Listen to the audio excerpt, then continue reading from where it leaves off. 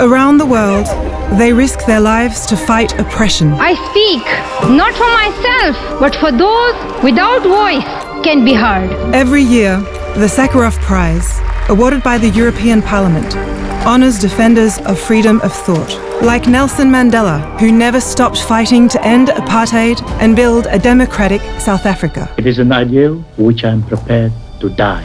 Like Malala Yousafzai, who is dedicating her life to defending every girl's right to an education.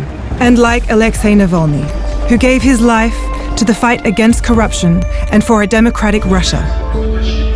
Named after Andrzej Sakharov, a Soviet scientist and fearless human rights defender who challenged the regime, the prize upholds his legacy of resistance to oppression, no matter the danger.